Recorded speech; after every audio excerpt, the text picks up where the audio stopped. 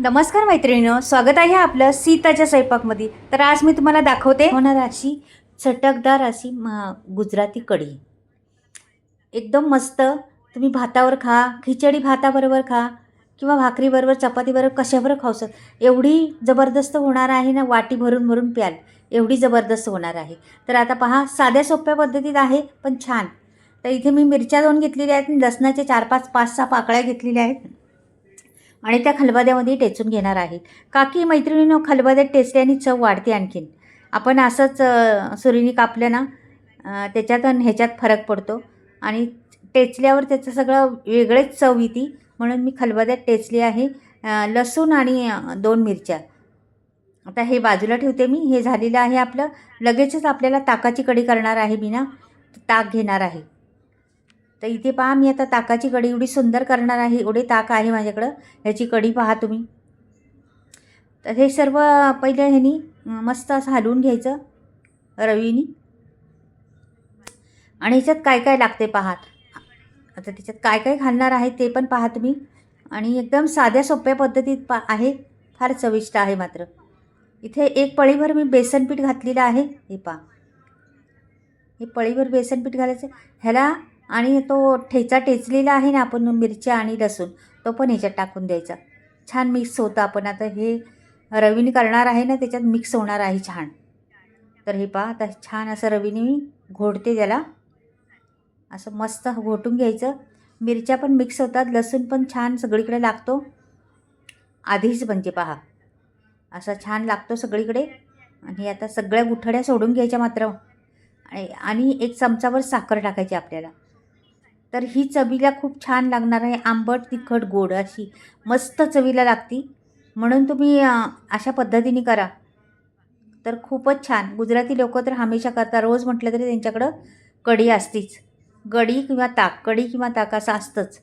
तर ही छान अगदी होणार आहे पहा तुम्ही। तर हे झालेलं आहे आपलं असं छान।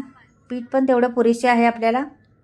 आता मी लगेचच ठेवणार आहे गॅसवरती कढई। तर कढई तापून द्यायची छान। आणि 2 चमचे साजूक तूप घालायचं।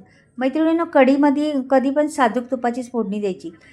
तुमच्याकडे असलं तर द्या, नसलं तर तेलाची दिली तरी काही प्रॉब्लेम नाही, पण साजूक तुपाने चव छान लागते। इथे 1 चमचाभर मी टाकलेला आहे मेथीदाणे। मेथीदाणे टाकल्याने चव छान येते या कढीला, म्हणून मेथीदाणे टाकायचेच। तर छान अशी करपून द्यायचेत मेथीदाणे, थोडेसे असे लालसर होऊन द्यायचेत। नंतर पुढची प्रोसेस करायची। इथे बघा मोहरी टाकलेली आहे छान। मोहरीला झालं पाहिजे ना, आणि मोहरी आणि ते उडतं ना, म्हणून पटकन कढीपत्ता टाकायचा। काळी मिरी टाकलेली आहे 7-8 दाणे। तुमच्याकडे लवंग असली ती पण टाकायची 7-8 दाणे तरी चालेल। 1 मिरची घेतलेली आहे, 2 तुकडे करून ते पण टाकलेले आहे। हे बघा। आणि मग वरून आणखीन थोडीशी कोथिंबीर टाकायची। जेवढी कोथिंबीर टाकीन ना, तेवढी मस्त दिसती वर कढीवर छान, आणि चव पण छान येते। तर सगळं हिंग टाकायचं बघा। हे कढीला हिंग टाकायचाच, हे लक्षात ठेवा। हिंगाने खूप छान चव येते कढीला, मग हिंग वापरायचाच कढीला कधी पण। खूप छान लागते कढी त्याच्यामुळं। तर मैत्रिणींनो, हा तडका छान बसला पाहिजे ना आपल्याला, तर कढी छान होती। म्हणून तडका व्यवस्थित बसून घ्यायचा पहिला, नंतर कढीची मग विचारू नका, एवढी छान लागते कढी ती। आता हे तडका मस्त बसलेला आहे आपला, सगळं परतलेलं आहे व्यवस्थिशीर। पहा, बारीक गॅस करून ठेवला होता। अजून थोडीशी कोथिंबीर मी टाकली होती, तेवढी वाटी ती टाकून दिलेली आहे। तर मस्त असा फोडणीचा सुगंध सुटलेला आहे। आता ते आपण ताक केलेले आहे ते ओतायचं त्याच्यात। छान असं ओतायचं बघा। किती आपल्याला अजून करायची घट्ट जरा आहे आता। अजून थोडंसं पाणी घालणार आहे मी।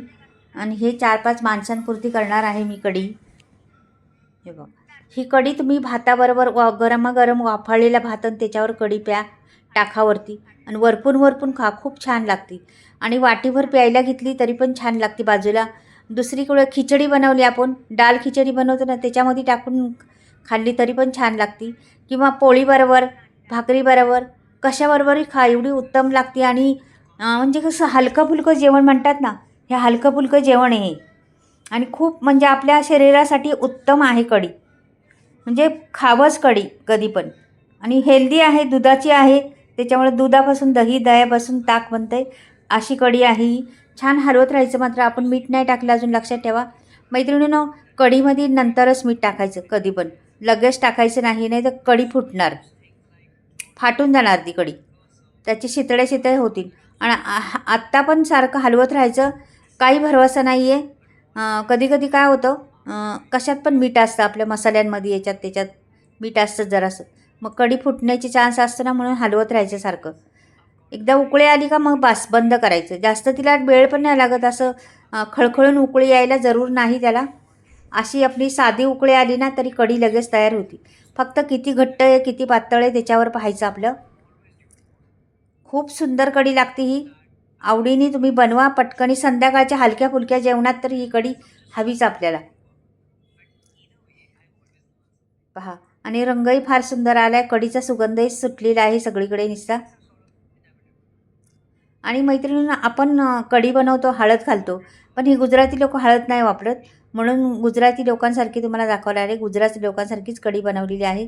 आता छान उकळी आलेली आहे, आपली कढी तयार झालेली आहे. आपल्याला आता मीठ टाकणार आहे, बंद करून गॅस बंद करणार आता पटकनी, आणि मीठ टाकून घेणार. झालेली आहे कढी. आता मी तुम्हाला बाउलमध्ये भरून दाखवते. आता मस्त रंग आलेला आहे, सुगंध फार सुटलेला आहे कढीचा. पहा किती छान. आता मी भरून काढते बाउलमध्ये. मैत्रिणींनो, तुम्ही नक्कीच बनवून पहा, चॅनल पहा, व्हिडिओ पाहत जा मैत्रिणींनो. सगळे खूप छान छान व्हिडिओ असतात, पाहण्याजोगे असतात, आणि पूर्ण व्हिडिओ पाहत जा, आणि कुठून पाहताय ते पण कळत जा. पहा, आता कढी आपली तयार झालेली आहे. मी लगेचच बाउलमध्ये भरते ह्या,